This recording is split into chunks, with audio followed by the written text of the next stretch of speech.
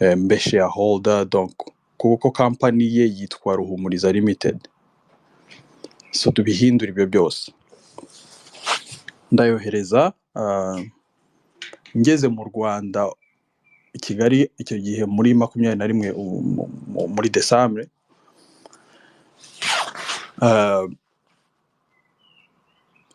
Nsanga amafaranga